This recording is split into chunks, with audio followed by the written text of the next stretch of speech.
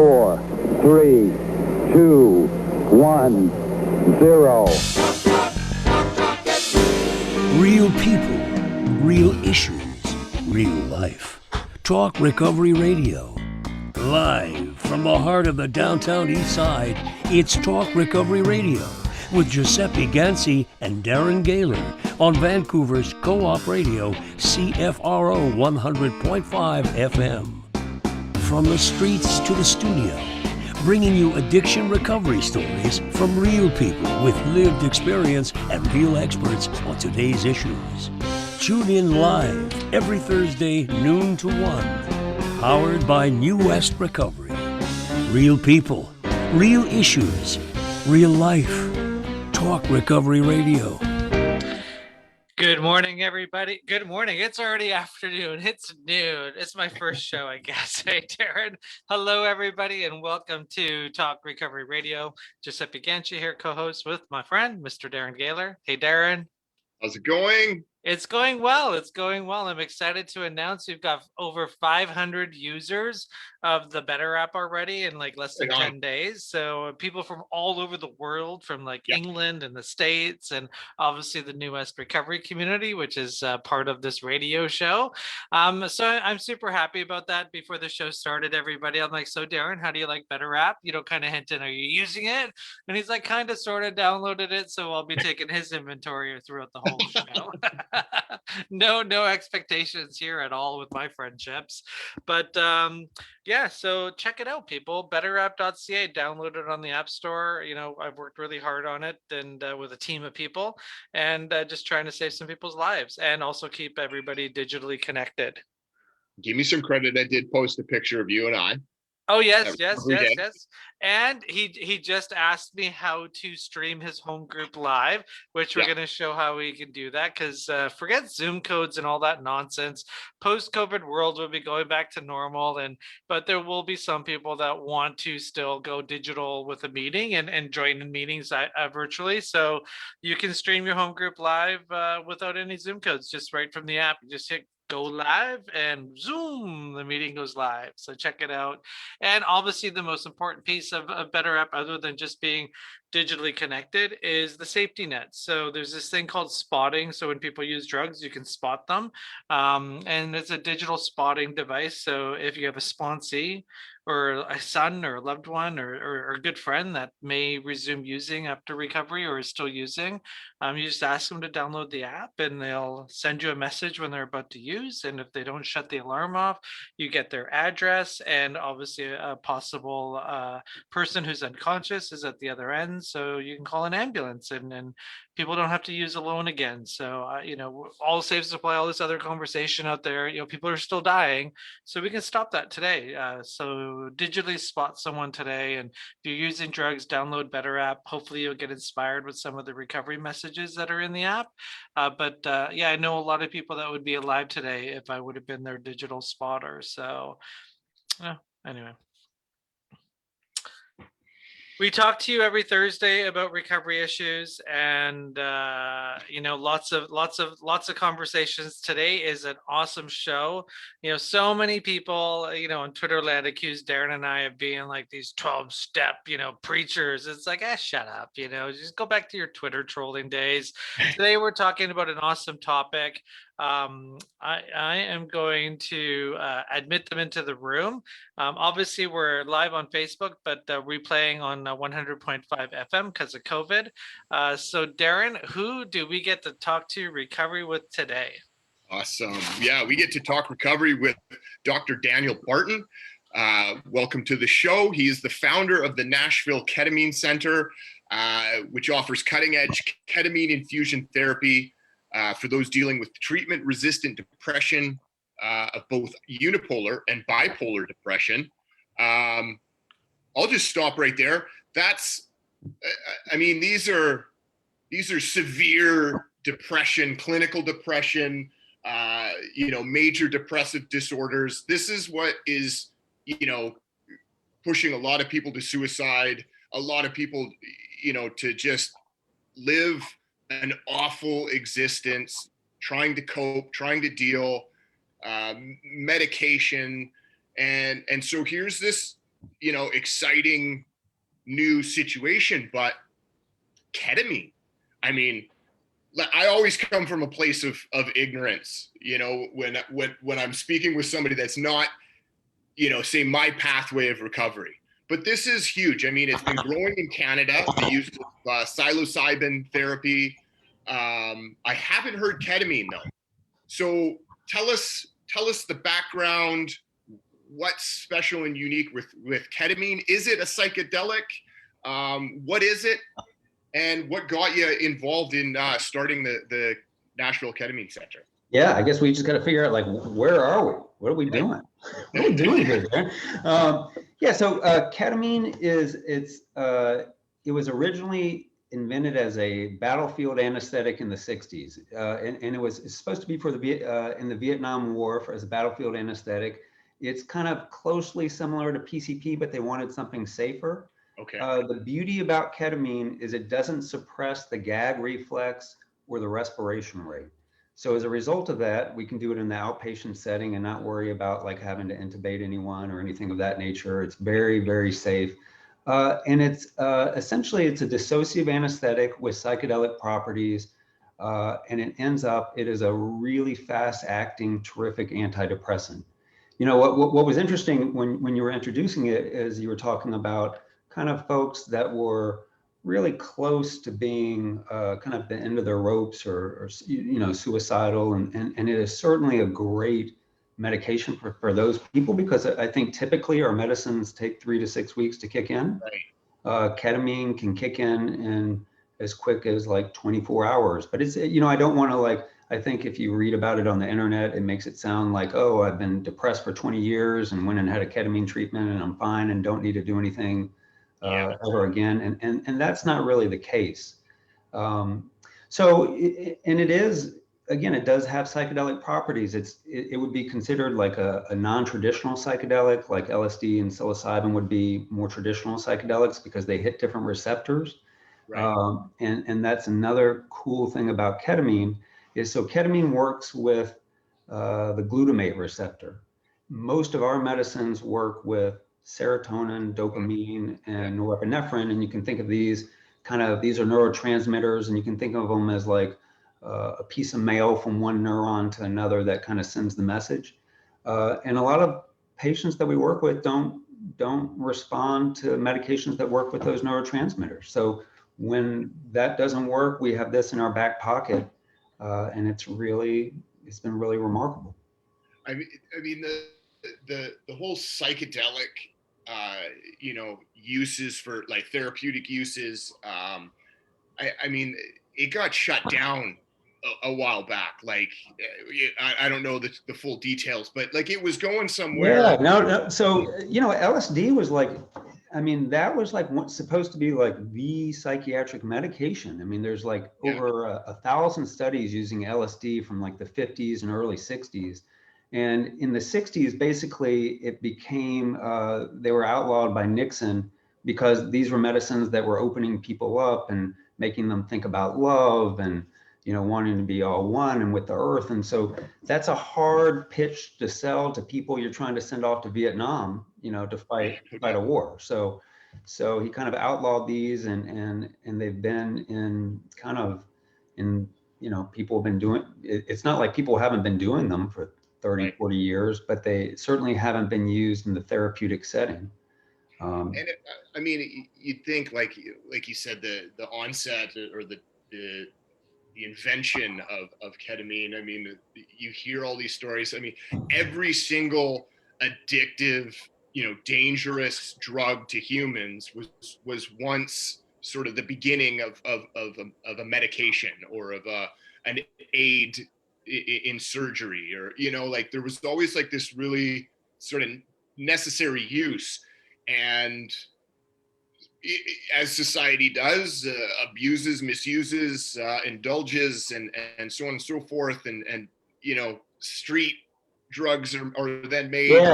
Yeah. I mean, I'll tell you, Darren, like, I would love to sit here and be able to say to you, like, hey, we're using ketamine in the therapeutic setting, and so nobody's ever going to abuse it again. And I think, you really have to distinguish between like drugs of abuse. And I think of those as like drugs where we'll get like physiologically addicted to like opiates and heroin and cocaine and things of that nature. And then there's drugs that get misused. And, and I think that ketamine would probably fall into that category. Most people aren't daily ketamine users. It doesn't mean that there's not probably somebody out there, but I was the first person in Tennessee to be offering this treatment, actually in the Southeast, and in the outpatient setting. And I just haven't had anybody in almost 7 years become addicted. So I wanted to ask Darren here so I've used ketamine back in my using days, and when I used ketamine, it was a bad experience on several occasions, and I say it with a smile on my face because I kind of humor myself that I'd do that to myself. It was unbelievable, some of the things that happened. So for the layman person watching and listening, so this isn't snorting ketamine, and this isn't taking mushrooms, and this isn't, going on a 12-hour buzz, or with ketamine, in my experience, getting knocked out. And I kind of enjoyed getting the knocked out piece. I don't know if I enjoyed the knocked out piece or enjoyed telling the story of what happened when I was on ketamine that I was more intrigued with. So to the layman folks, what is it exactly when someone talks about, taking ketamine for medication purposes? What's somebody actually doing? Yeah, and so can I ask you a question real quick? Sure. So what was the setting that you took it in?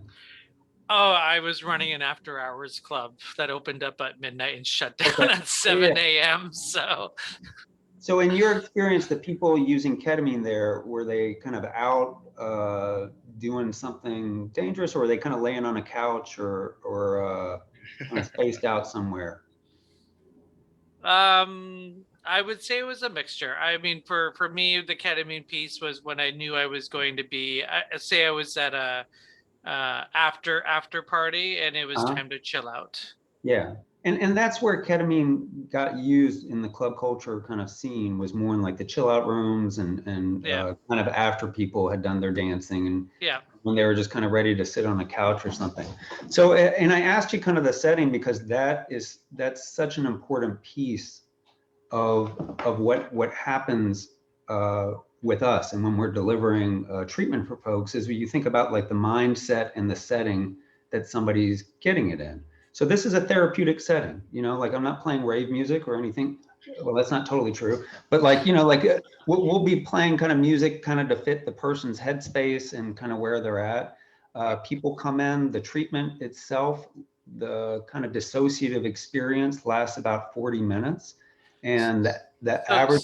So is it a drop? Is it a pill? Are they, how do they? There's a couple of different ways that people receive ketamine. When I started out, most people were giving it via IV infusions because that was kind of what the research was doing.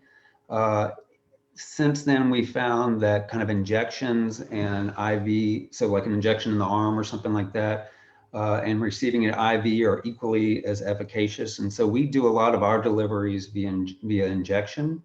There are also, you can combine ketamine with what we would call like CAP, or ketamine assisted psychotherapy, or psychedelic assisted psychotherapy, where sometimes people will either do the injection simultaneously, or they might take it via an oral troche, which is like kind of a tablet that melts in your mouth a little bit over time and it gets absorbed that way.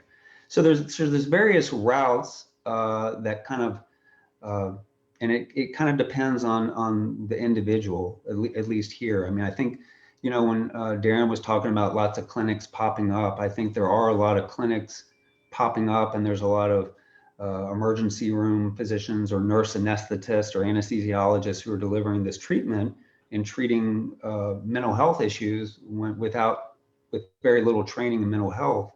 But, I think in our psychiatric practice, we kind of look at the patient, what their needs are, and the best delivery, and combining it with therapy. So you were a psychiatric practice where the infusion is included in many therapies. Yeah, so I'm a child, adolescent, and adult psychiatrist, and this is kind of a therapy modality. You know, what I would say about, I mean, ketamine is a really terrific medication. If you think about a lot of our medications that we've had previously, and I don't want to dog them out too much because they've saved a lot of lives and helped a lot of people. But, you know, a lot of our medicines take 3 to 6 weeks to kick in. A lot of them have sexual side effects or weight gain side effects, and nobody wants those. Those are the number 1 and 2 reason that people will stop the medications. People will oftentimes get on like a medicine like Prozac or Lexapro or something like that. They'll get on that medicine because they're trying to get through a particular time of their life, like a divorce or something like that. And then they never really get taken off of them. Or and can't. Or they're having withdrawal side effects when they're coming off of them. So it's not, again, I don't want to dog out those medicines because they are terrific medicines, but they should be used in conjunction with therapy and intention and with thought, as opposed to just somebody, hey, I'm going to put you on Prozac. Oh, I'll see you in 5 years, or let's check in once a year or something like that. Well, this brings up the whole subject of, you know, similarities of the opioid epidemic, and just doctors that are just ignorant or greedy or for whatever reason don't give the proper explanation and, you know, to what they are prescribing, and patients are just trusting the doctors giving them what they need. They don't know that in 2 years from now, when their life is sort of leveled out, that they're gonna be in like a massive detox and withdrawal and feel like they're going to go crazy coming off these things. But, you know, oh well is sort of the, you know, I think when you're taking, I mean, it's real important if you're taking a medication to work with a provider that is monitoring the medication. Right. So, you know, so that people can get off of them. And when they get off, they taper off, and they taper off of them properly. And it's the right time to do that.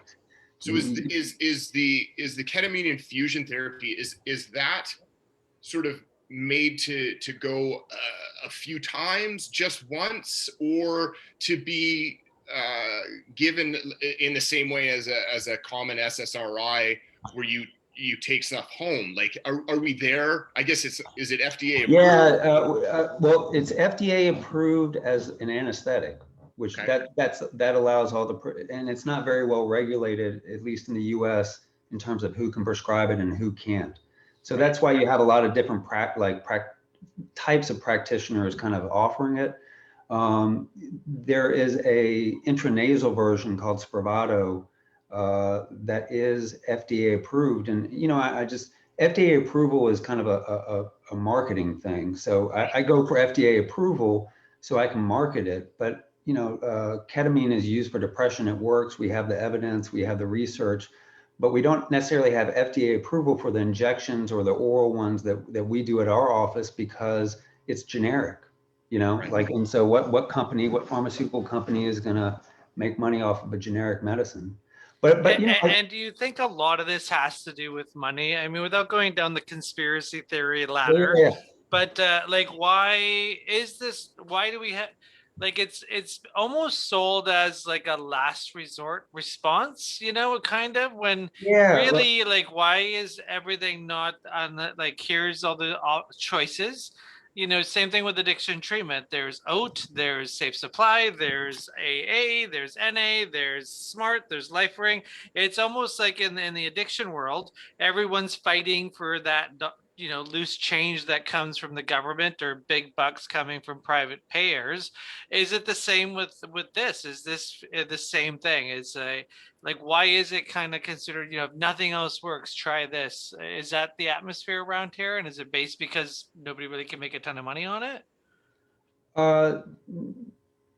I'm not quite sure I understand the full question, but I'll try to answer what you know, if somebody walks into a doctor's clinic and says, I have depression, I mean, there's a list of medications that get dispensed before you even finish writing the prescription. So I mean, ketamine is not on there. Why is that? Like, I would say part of what we're doing is fighting stigmas.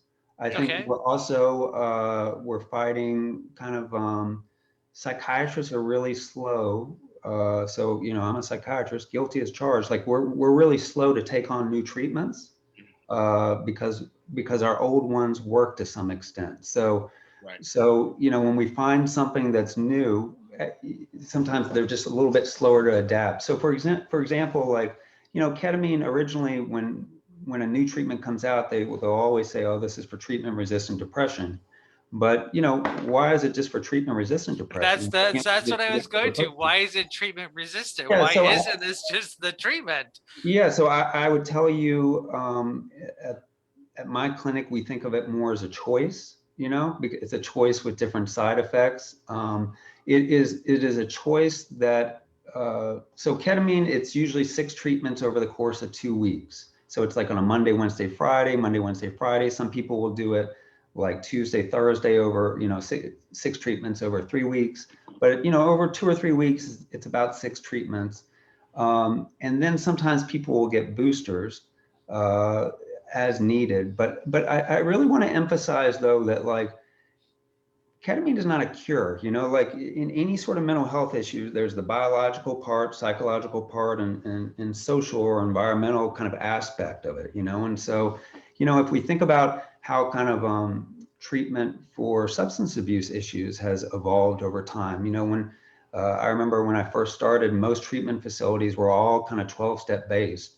And then they became, dual diagnosis. Like we treat this, the substance abuse. Oh, you might have depression as well, or anxiety. That's a tagline that's made a lot of money. Dual diagnosis. Yeah, but now I would say, inappropriately so, I think most or any kind of facility that's treating addiction, worth its salt, is also treating trauma, because, and this is, I think Gabor Mate always says this, there are people with trauma that don't have addictions, but there are no people with addictions that don't have trauma.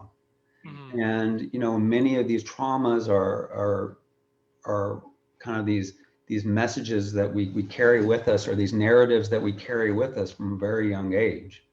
And I'm so glad that you said it, because sort of to push, the I don't know, the different therapies that people are saying is going to help. I often read these, cures. We found a cure for addiction, or like this is going to, and then, people rush for it. And countless, feedback of, oh, it didn't work. I went down, did ayahuasca, and I still came back home and I used again. Like what's the narrative for the individual with addiction, that's in that phase? Like give me your treatment so that I can cure my addiction. Well, so if somebody is to come to me like that, then they probably wouldn't necessarily get ketamine right away. I think, and this is again like a Gabor Mate thing, where it's like, it's not why the addiction, it's why the pain. Right. And so, figuring out what that is and what the trauma is, and trauma, isn't something that it's not something that's happening to us. Trauma is something that's happening within us. And, from a very young age, our stories get written, and these stories get stored in a part of the brain we call the default mode network, which is essentially kind of like you can think of like the default mode network as like our body's sort of preservation area, that like a Wikipedia version, meaning like it's not that complicated. It's the area that like where I go to, that if I need to brush my teeth, I'm not having to think about every single step. Right. And so if I have to go and evaluate how I relate to somebody else in a certain area, my brain doesn't go through all the options. It just goes through like, well, people don't like me because my mom didn't give me attention, or I got bullied in school. And so that's my narrative. And so one of the things that ketamine does, and the psychedelics do as a class, is they turn down, sometimes off, that area called the default mode network. And now there's this opportunity for us to find a different narrative, to find kind of, so psychedelics are it stands for mind manifesting, but they're really meaning making medications, meaning that the facts are still the same. I got bullied. Like, let's say I'm in Chicago and I use this, let's say I'm in Chicago and I go out and I get mugged, and my wife tells me not to go out, but I go out anyway, and because I want a piece of pizza, and I go and I get my deep dish, and the deep dish is horrible, but I still eat it, and I get mugged, and I end up in the hospital for like 3 days, and I have a limp because my leg got messed up. So every time I think about this, I feel like a victim. I feel shame. I feel like I put myself at risk, my wife at risk, my family at risk. That's the meaning that I have for it, and that's the meaning that just stays there. When my default mode network goes down, when my kind of narratives kind of get quieted, or like, in internal family systems kind of speak, when my parts go quiet and my self or inner healer has a chance to kind of reevaluate these facts, maybe I think, man, yeah, you got beat up really bad, money stolen, but you still have your family, you still have your job, you have a little bit of a limp, but you can still get on your mountain bike and ride a trail. And you made it through like one of the hardest things you've ever gotten through, and you're still standing. And so now I come out of the experience feeling empowered about this, as opposed to having this narrative of being a victim and which is attached with a lot of shame. Yeah, it's definitely an area that you're speaking of. That, like, I think most people seeking therapy or requiring therapy, like, it's a definite roadblock or hurdle or whatever you want to call it, where it's just, it can put any positive motion forward just to a halt, and they go backwards, and hence relapse and whatnot. Is there like a pretty thorough assessment then before you work with somebody with the ketamine? Or, I mean, can you work with somebody in crisis, like in a current state of crisis, perhaps using different things? Do you require them to sort of cut down or be abstinent, or what's that? And so I think Giuseppe had asked about kind of like this, or somebody had asked, this is a drug that can sometimes be abused, and again, it can be, but the research right now is showing that, like, this is a medication that's being used to help people with addiction. So because it affects that receptors or the neurotransmitters with glutamate. Well, what happens is when we think, like, all our memories about, when we kind of deep into our addictions are just kind of solidified. But what happens when we encounter our addiction, like, let's say it's internet porn or something of that nature. Like, if I was to start to engage with that, my memories kind of come back up to the surface, almost like it's almost like a turtle coming up for air. It kind of comes back to the surface. It gets the new information of that experience put in, and then it gets reconsolidated.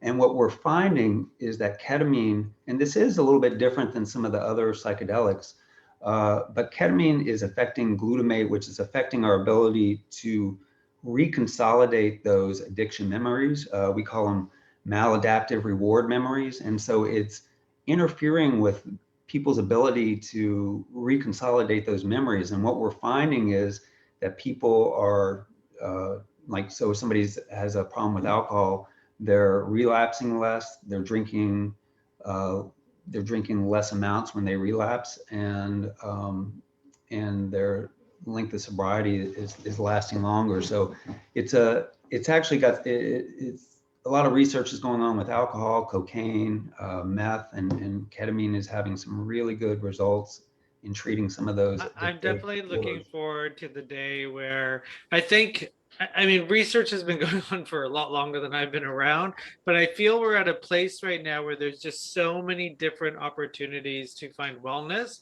And once we have like a little catalog where these are all the pathways, and really it's your choice. I mean, because everything works.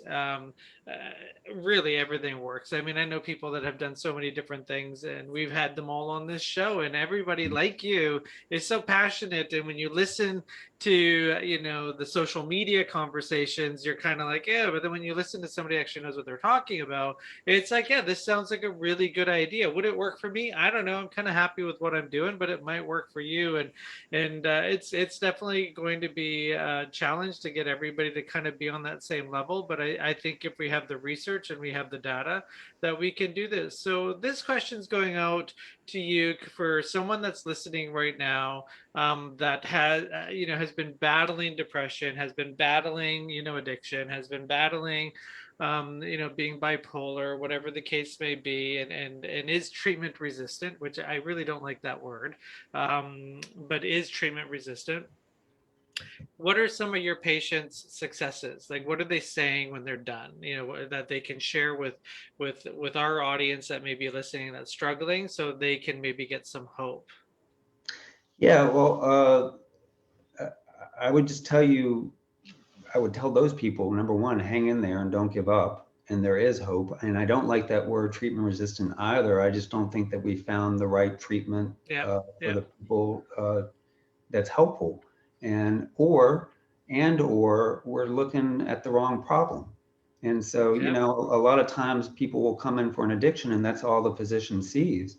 But again, what's the underlying pain that's causing it? I mean, I can pick a weed 20 times, but until I get at the roots, the weed's just going to keep on growing back more and more and more.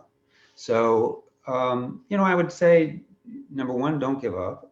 That treatment resistance is kind of a term that's been kind of made up to sell medications and treatments and things of that nature. And I would say that, you know, if you're, I mean, I know I'm on the show talking about ketamine. I think ketamine is a good option to help somebody get out of a funk really quickly, you know, on the order of like day to days, you know, and really what ketamine can do very quickly is just kind of give a perspective.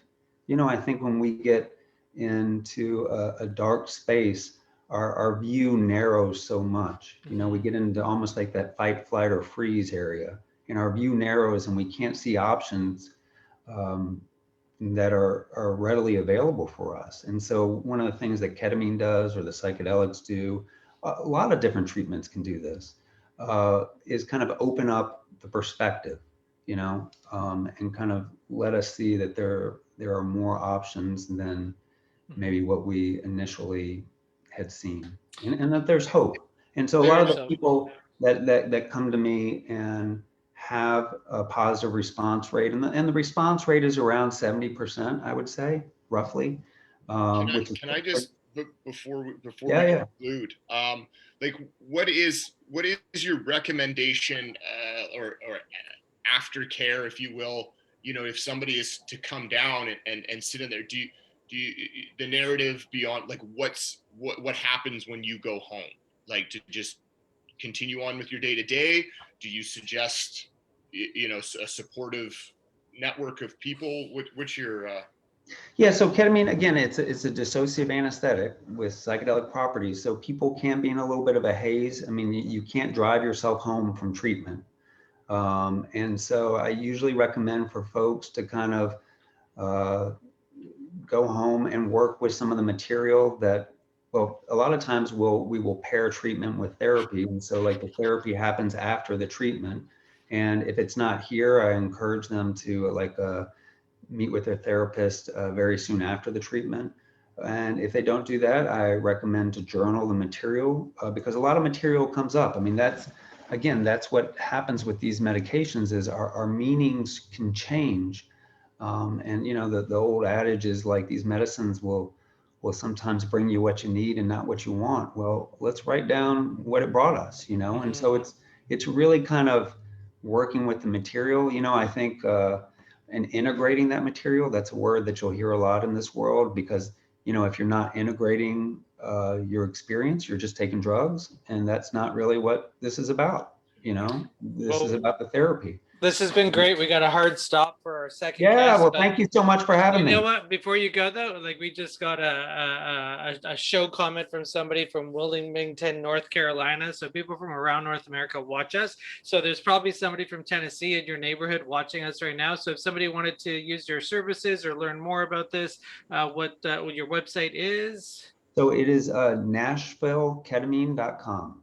So NashvilleKetamine.com. www.NashvilleKetamine.com. So do some research there. You can also find the link to his services and information about ketamine services here on our website as well at Talk Recovery Radio. Really appreciate you being on the show. Hey, thanks so much for having me, y'all. I really enjoyed it. Thank you very much. That's Dr. Daniel Barton, once again from the Nashville Ketamine Centre.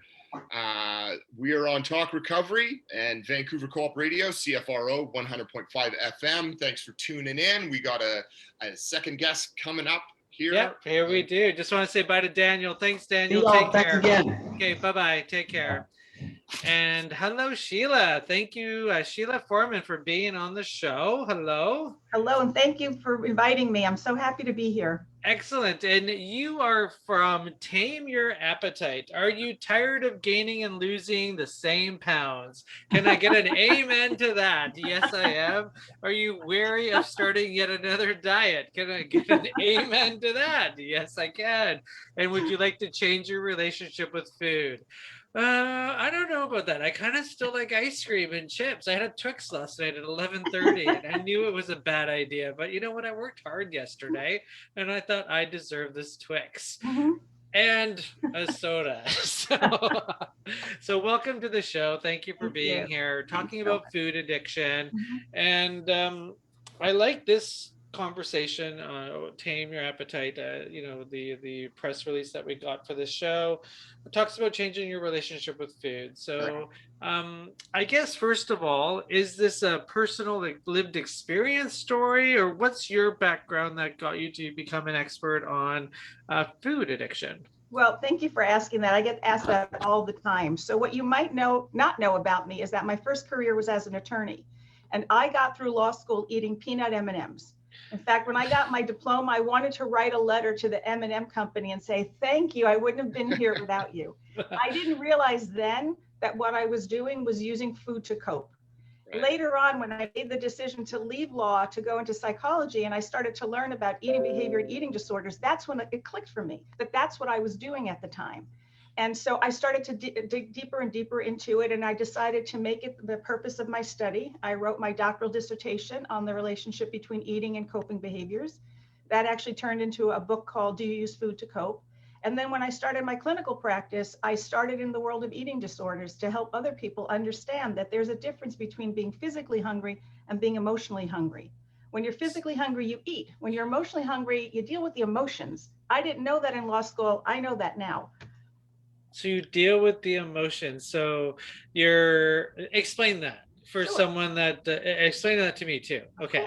Of course. So the way that I look at it, we have two kinds of hunger. We have physical hunger, which is our body's way of communicating with us that we need nourishment. We need energy to keep going. And then there's the emotional hunger, which is when we need to soothe ourselves, when we want to feel better about something that's happening. Or like you said, you had a hard day. At the end of the day, you wanted ice cream and a Twix bar and a soda. I will tell you right now that in and of itself, there's nothing wrong with that. I never take food away from people. It's about recognizing that's you do. It's about recognizing the difference. So for example, if you always go at the end of the day and eat ice cream, Twix, and have a soda, that to me is a problem. If you go occasionally, no big deal. Who doesn't like ice cream, soda, and a Twix? I mean, there's nothing wrong with occasionally reaching to food as a coping mechanism, but when it's your go-to, when it's the thing you always do instead of getting better sleep, calling a friend, practicing yoga, doing meditation, playing a sport, that's when it becomes a problem. And that's where people— So is this the piece of mindful eating? Is this being aware that, hey, you know what, I did this today, don't feel shame and guilt. But if I'm going to do it again tonight, and then tomorrow, then so explain mindful eating to us. Of course. So mindful eating, so Tame Your Appetite, TAME stands for the art of mindful eating. And mindful eating has a couple of components. One component is being mindful of what your body needs. So when you want to meet your physical needs, What are you truly hungry for? Your body, with permission, will guide you. Sometimes you need a hamburger, sometimes you need a salad. Sometimes you need a glass of juice, sometimes you need ice cream. Believe it or not, you might actually need ice cream. So mindful eating is about tuning into the body, using your inner wisdom to help guide you to make the choices that are appropriate for you. When you're eating and you're not physically hungry, you're eating emotionally. Mindfulness is there to help you figure out, what do you really need? What's going on in this moment that needs your attention, that you're trying to either distract yourself from or soothe yourself from by reaching for whatever, the potato chips, the ice cream, the pizza. That's how mindful eating works. So the world of Instagram, social media, selfies, TikTok, TikTok, all these gorgeous bodies on TikTok and everything. You hear that, diets are not the way to get physically fit. But then you hear physically fit people say, I diet there's just, or I take this protein shake in the morning and I do that, which to me is all about planned eating, dieting and all that. Right. So what are we supposed to do? People that kind of, aren't physically fit, are kind of in the middle, want to get more fit, don't want to do a diet. Like, what am I supposed to do? Yeah, I want to make a TikTok video with my shirt off. I can help you a little bit with that. Okay. So first of all, we know from the research that diets do not work. Diets historically, scientifically do not work. People always gain back weight and gain back oftentimes more than what they lost. The people who are able to lose a significant amount of weight and keep that weight off are engaging typically in very restrictive, disciplined behavior that us mere mortals can't do. I mean, it's impossible. Living in our world, sort of white knuckling it all the time, thinking, oh my God, that looks so good, but I can't have it because it's not on my diet. That'll lead to binges, that'll lead to overeating. So my approach is all food is available to you. And when all food becomes available to you, something interesting happens. It loses its allure. So if, for example, if you knew that you could have ice cream and Twix anytime you wanted, night, morning, middle of the day, middle of the night, doesn't matter. After a while, you get tired of the ice cream and the Twix because you know that you can always have it. A lot of overeating and emotional eating is based on the idea of deprivation. Oh, I can't have any, I never have ice cream again, so I better eat it all now. Or I'm not on my diet. When I go back on my diet, I can't have ice cream. I should eat it all now. My approach, and I think the healthier approach, is to tune in, what does your body need? In the beginning, you won't lose a lot of weight. This is not a quick weight loss approach. It's not a diet, but over time, as your relationship with food changes, as your relationship with your eating habits change, you will settle into a rhythm that meets your body's needs and also meets your emotional needs. And then the weight will go away. And then, so maybe this time next year, you can be on TikTok without your shirt on. Darren, I have one more question, Darren, and then you take over. And I'm holding you to that, eh? I'm holding you to I'll that. do my best. I'll tag you. So would you say, people, I don't even know if this is fair to say, are uncomfortable with who they are, and that's why they go on a diet, are uncomfortable with the way they look. That's why they start questioning, my eating habits. So do you think by being a mindful eater, does it play a role in your head where you might not lose weight, you might gain a little bit of weight, but one thing that happens is your self-esteem increases, and you become proud of who you are, what you look like, and so forth. Is that happening here with mindful eating? It absolutely happens. It's one of the beautiful benefits. And I think the better benefit, and the one for me, because if you met me in person, I'm not a skinny mini. I'm a typical middle-aged woman, but I'm at peace with food. If I walk into a party, for example, my head is not swimming. Oh, can I eat this? Can I eat that? My head goes, what would I like now? And then I might have something or might not. That state of mind, that peacefulness is wonderful.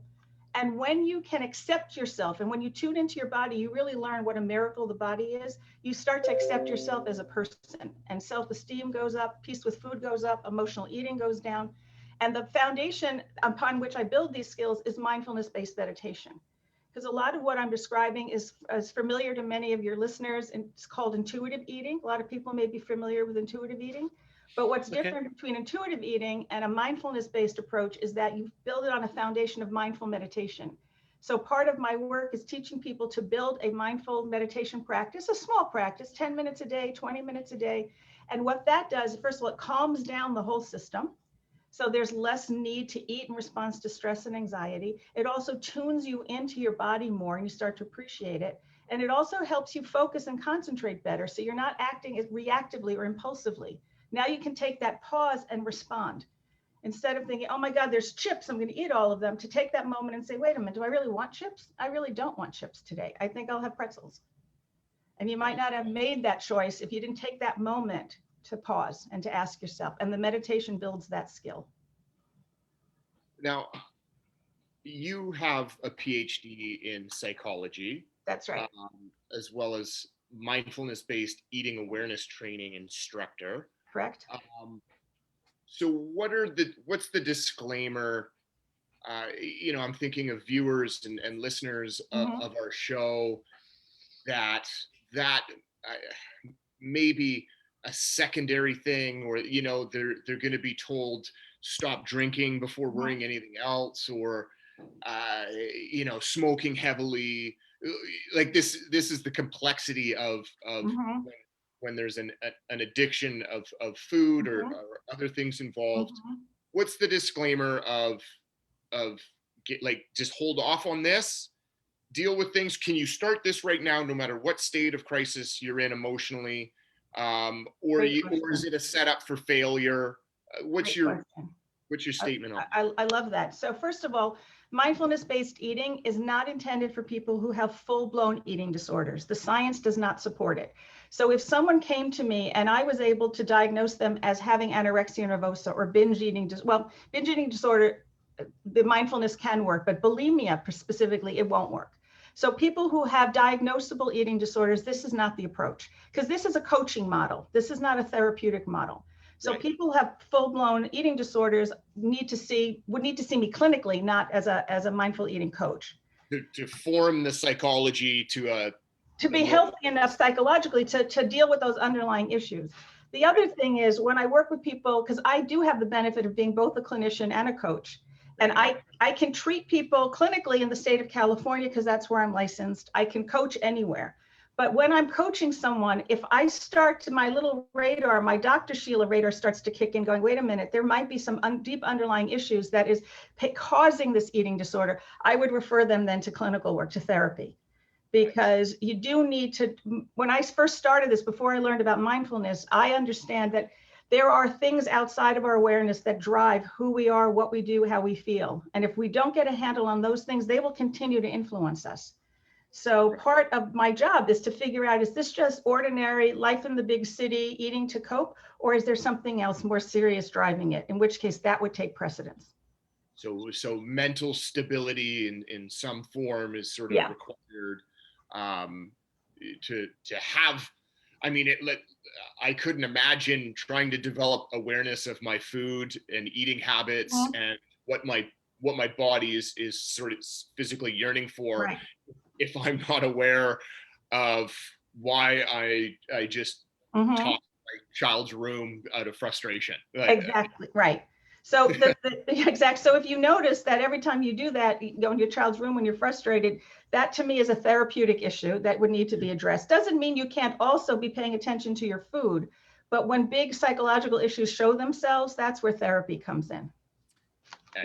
Food, eating disorders, but how do I want to put this? I think we wait too long to actually think we have a food eating disorder, because we're eating so, especially America, so unhealthy. You walk around the grocery stores and like the smallest part of the grocery store is vegetables and the largest part is boxed food and canned food. We don't have to just wait to talk about this if we're overweight. There's diabetes, there's children getting diabetes and so forth. What do you think is when are we going to become a place where this becomes the norm in every family, where we're understanding what we're eating, especially in today's world where, I don't know, do you ever remember the slow food movement? I do. Okay, that was probably about a decade to 20 years ago. There was this conversation about slow food. It disappeared, it's no longer around. No. I remember it though. and if I say that to somebody, they're like, they don't even understand. Right. So the slow food movement was just the idea that you actually cook dinner and you Right. sit down and eat dinner and you have a conversation about dinner. I work in a treatment center. Darren used to work here. This last door puts this show on, and we've got this garden, 10,000 square feet of organic gardens where clients get their hands dirty and they grow vegetables, and it's quite the program, farm to table. And people have this conversation. They had no idea they actually liked vegetables and that there was more than broccoli, cauliflower, and carrots. So in your practice, becoming a mindful eater, how do we make this where it's not just for the person that's struggling with a diet and is eating, a pizza a day, that it becomes, how do we get this across to people? Like, this should be what we always do, not just because to lose weight. That's my dream. That's really my dream. Because mindful eating will lead to weight loss if weight loss is necessary for your particular type of body, but it's not necessarily the goal. And what you're describing is so important. We have to take a step back, and I believe it starts in the home. And I'm going to point my fingers now at a lot of the parents out there. It starts in the home. Right, thank you. That parents need to bring back the family dinner, for example. There's research to support that families that have dinner together have emotionally healthier children than families that don't. So even that simple model, and I grew up with that model. My father was a traveling salesman, so he wasn't home, but at 6 o'clock, that phone rang every night from whatever motel he was in, where he sold restaurant equipment, so wherever he sold his equipment from. And my sister, my mother, and I were always at the dinner table about to start dinner when Dad called. And we did that my entire life. It wasn't until later, much later, that this grab and go, everybody grabs something because they're running to soccer, they're running to, to after school activities or whatever. So I think families need to slow down to stop. And then in part of my work, I do mindful shopping. We talk about mindful cooking. One of my instructions is each time you go to a grocery store, buy a fruit, a vegetable, a food, anything you've never had before. Try something new. Because we also get stuck in patterns. Everybody eats the same breakfast every morning. But when you start to open up to other things, you become more tuned into the foods that are out there. And over time, the chips and stuff, the commercialized, highly refined foods will start not tasting so well when you really savor them. When you really put it, I agree with you there. Puff in your mouth, it's basically air and orange stuff that gets on your fingers. But we're so eating mindlessly, eating quickly, we don't even have a chance to notice that. And when you notice it, you go, you know what? I think I'd rather have the orange than the cheese puffs because the orange tastes better to me. And that happens over time. So we have people watching, listening to us on the radio, watching us on Facebook right now, Vancouver Co-op Radio, shout out to that. So I think I have a problem with food. And so there's Overeaters Anonymous, there's I think there's a Food Addicts Anonymous, Get Food Addicts Anonymous, and now Mindful Eating. So what do you say to them? So right now I'm just, I'm not happy with who I am, and it's related to food. Or heaven forbid, your wife or partner or somebody you love actually, let's go there. You have somebody you love that has a problem with food. Because I think a lot of us know if we have a problem or not. So I think people can go on the internet. What do you do if a loved one does, and they're like, if a loved one's using heroin and you want to help them, you call an interventionist or you send them to rehab. What do you do if your partner obviously has a problem with food and isn't addressing it? What do you do? So are you talking about a problem with food, meaning like they're anorexic or bulimic? You can really no, they're eating pizza every day. They're not eating vegetables. I don't want to go that you can go on the internet. Obvious. That's the intervention that you're talking about. You can call it intervention. I'm talking about somebody that's just like they haven't by choice, they haven't had broccoli in 10 years, like what do you do? Like, how do you subtly tell somebody, hey, I noticed you're gaining weight without being rude? Like, how do you do that? It's a fine line, because if you tell somebody not to do something, very often they'll rebel. If you say, look, we're not going to eat pizza anymore. We have no more pizza in this house. The next thing you know, your partner's driving out and getting pizza in the middle of the night. You can't take food away from people, but you can express to them what you're noticing, your concern and your love for them, how it might be impacting you in a way like a little intervention, but very soft and gentle. And then you're not going to like this answer, but then be the person you need them to be. Start modeling it. You know, start making, you want to order in pizza, great, but then also order in a salad with the pizza, for example. And you just eat start the showing. salad while they eat the pizza. Or you have a slice of pizza and you eat the salad, and just to model it as opposed to trying to literally shove it down their throat. This is such a good salad. And that's what I appreciate most of all. I mean, anything that has to do with mindfulness, it can't be, you know, addiction, crisis. Right. It has to be change of behavior, change of habits, implying, you know, some better routines, like you say. And there's so many just like little hints and little clues like that are just popping into my head listening to you, that I can begin right now, but I'll forget about it in an hour when I get hungry. You know what I mean? And so the discipline that's required there too. How does that individual do it by themselves?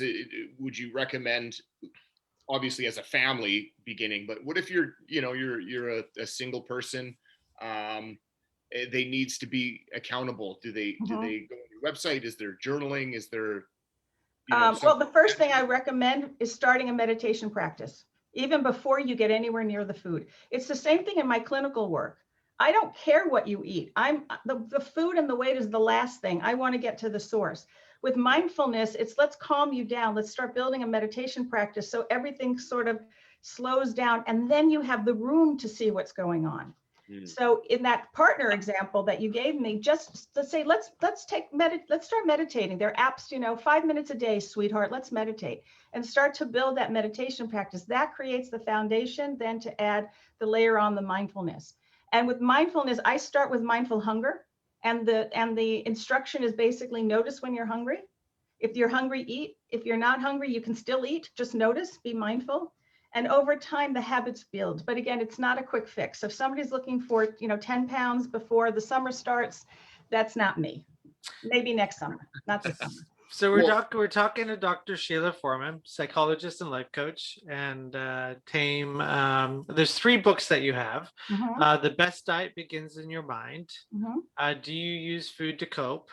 And Self-Fullness, The Art of Loving and Caring for Yourself. So you've got 3 great books out here. One's a comprehensive workbook or a 15-week program. So I know that we've got literally 3 minutes left. So a little shout out for your books. What can someone, what's the elevator pitch for your books so somebody can go to your website if they wish? So if somebody is trying to figure out whether diets work or not, and how to approach emotional eating without dieting, I would recommend you use food to cope. That's my doctoral dissertation turned into a 15-week program that teaches you to accept yourself for who you are and then how to address emotional eating. If you already know that you're an emotional eater, the Best Diet Begins in Your Mind looks at 8 emotions that most people eat over and what to do instead. So if you're feeling angry, you flip to the angry chapter, you read through it, it gives you ideas of what else you can do. And the Self-Fullness book is actually my very first book, and it's about building your relationship with yourself. It's a play on selfish, because people say, I don't want to take care of myself, it's selfish. And I was like, no, you need to take care of yourself. And I draw the example, which we all know, about the oxygen mask in the airplane. If you're not breathing, you're of no use to the people around you. It's the same thing in life. If you're not taking good care of yourself, then you can't be of service to the people around you. So depending on what the people need, what the readers need, I have 3 books that touch on a few different topics.